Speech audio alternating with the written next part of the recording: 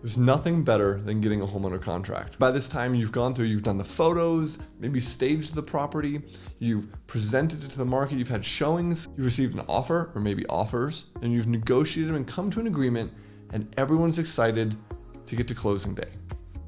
And then what happens? The appraiser kills the deal. Well, if you haven't been there before, at some point in your career, you will be. In this video, we're going to talk about the 4 ways that you can approach a reconsideration of value request in the case that an appraisal comes in below the contract price.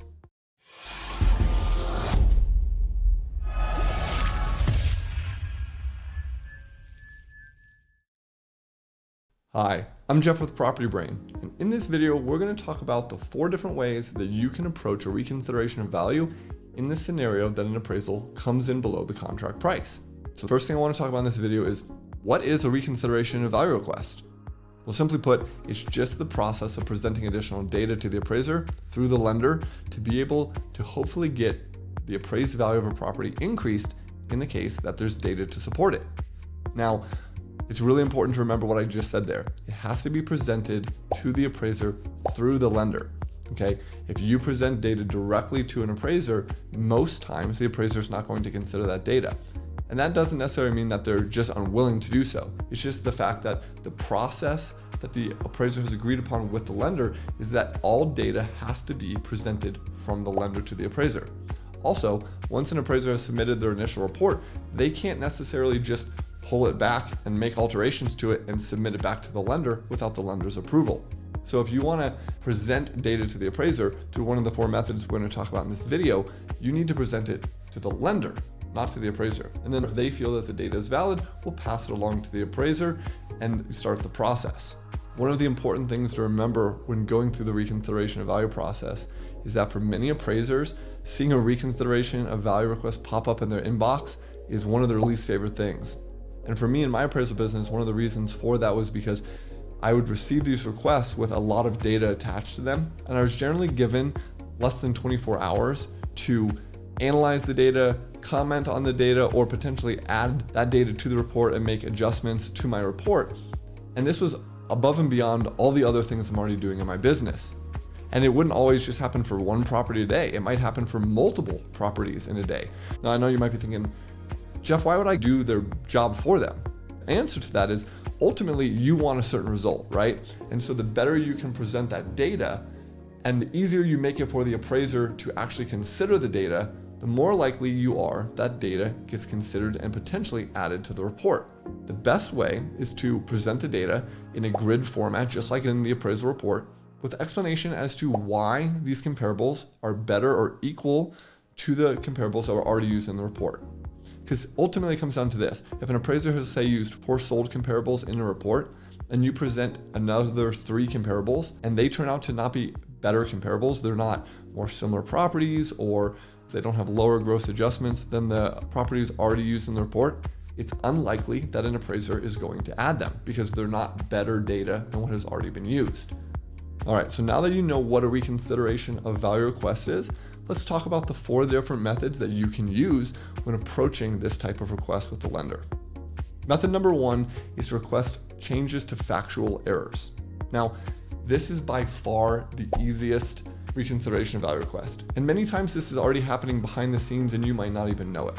If an appraiser completes a report and submits it to the lender, their underwriting team is going to review and analyze that report and come back and make requests for things that are done in error, things like listing the wrong square footage or making an adjustment in the wrong direction. So let's say an appraiser makes an adjustment of negative $20,000 when a property is smaller than the subject property, when in reality that should have been a positive $20,000 adjustment. That type of thing needs to be corrected. It is in fact a factual error that was made. So you in that case could request a change from the lender for that type of factual error. Like I said, this is by far the easiest reconsideration of value request because you're simply just asking for corrections to things that were done in mistake.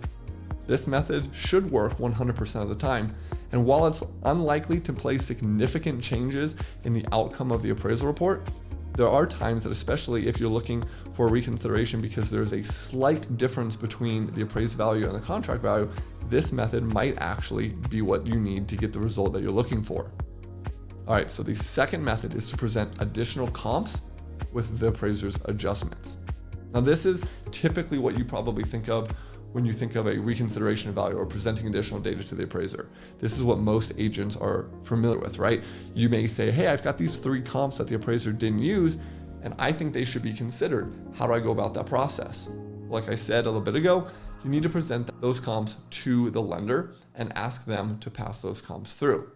Now, the best way to do this is to present these in a grid format. Whether or not the appraiser receives these is dependent upon the lender and the AVM, but presenting it to the lender with your comps shown in a grid, using the adjustments that the appraiser already used in the report to show why these comps are better or at least as good of comparables to the comps used in the initial report, makes it far more likely that the lender is going to see the reason for passing these comparables through. Especially from an appraiser's perspective, it would be nice if the lender would pass those through with those adjustments already made so that an appraiser could quickly see that these comparable homes should be considered. This is also a really great method because many times what looks like a great comparable at the onset, once it's adjusted, ends up not actually being that great. I can't tell you in my appraisal business how many times I had an agent present me additional data and say, these comps are way better than the ones you used. But then once I applied the adjustments for things like square footage and condition and view and location and all these other things that were already implemented in my initial report, these new comparables ended up requiring higher gross adjustments. And many times they actually go in the opposite direction of what the agent was hoping that they would show me. And so actually presenting those comparables could result, if the appraiser wanted to include them, of potentially making the situation even worse. So it's really important to make sure that when you're presenting data that you've already considered what the appraiser made adjustments for in the original appraisal, and then based upon their numbers that they use, what adjustments would be required for these comparables to see if they actually are in fact better or not. Let's talk about the third method, and this would be presenting their comparables, but with your adjustments. Now, this method and method number 4 are a lot less likely to work for getting the appraisal raised, but this might be a scenario where you show why you think an appraisal might not be valid.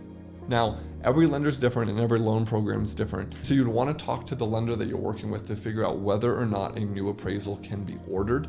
And in this scenario that a new appraisal can be ordered, presenting their comparables with your adjustments might be a valid way to show the lender that you feel that the appraisal was done incorrectly. If you're going to do this, you need to have a good basis of where you're coming up with your adjustments, because ultimately at this point you're saying that you feel that the appraiser was wrong with the adjustments that they made and that you have a better method. So most lenders aren't going to accept that unless you have really good proof. For instance, let's say an appraiser makes no time adjustments to properties, and you can easily show that there should be time adjustments. The market is changing. Maybe it's increasing rapidly or decreasing, and maybe the appraiser just went with a stable time adjustment. In that case, you would want to present the data that shows that there should have been a time adjustment. Based on statistics, you can use something like Property Brain, or you can use the data that's presented from the MLS or something else, as long as it's a reliable source that clearly shows that the adjustment you're saying needs to happen actually is factual. Like I said, this method is not very likely to work on getting an appraisal increase because it's very unlikely that the lender is going to go back to the appraiser and say, hey, we don't think your adjustments are good. But it is more likely that this would be used to present to the lender to say, hey, we have questions about the adjustments that we're using in this appraisal. Here's why, here's the data that we're seeing. And in this scenario, we think that there'd be reason to order a second appraisal and see if another appraiser would see the same type of data that we're seeing. And the last method is to present your comparables with your adjustments. Just like in method number 3, this method is highly unlikely to work to actually get the original appraisal to increase the value, because at this point you're saying, not only do you think that the appraiser picked bad comps, you're also saying that they used bad adjustments. And so in this case, your only hope is to be going back to the lender and say, here's the comparables we think that should have been used. Here's the adjustments that we think should have been used. And this is why we don't feel that the appraisal completed was done correctly. Now, like I said, method number 3 and method number 4 are not that likely to work in getting the appraisal raised, but they might work in this scenario that you can actually request a new appraisal. So keep them in your back pocket, but focus on methods number 1 and number 2 if you're looking to be able to get a quick and easy resolution to the appraisal coming in low, and hopefully be able to present some additional data to get the value of the current appraisal increased so that it meets contract price. So in conclusion, it's important to remember that just because an appraisal comes in below the contract price doesn't mean that it's a low value. Sometimes the data supported by the market just can't get to the contract price. And in those scenarios, there's not much that you can do. But in the scenario that there is market data to support the price, we hope that you can use one of these methods to present the data in the correct way to get your desired outcome. The key to any of these methods is to have good quality data and a good analysis of that data. The easier you can make it on the lender and on the appraiser, the more likely you are to get the result that you're looking for. Thank you so much for watching this video. I hope that you found some of this information helpful. If you did, I'd love it if you'd hit the like button. And while you're at it, go ahead and follow us on some of your favorite social media channels to make sure that you can connect with us, where we can answer questions and just get to know you a little bit. Thanks again for watching the video, and we'll see you in the next one.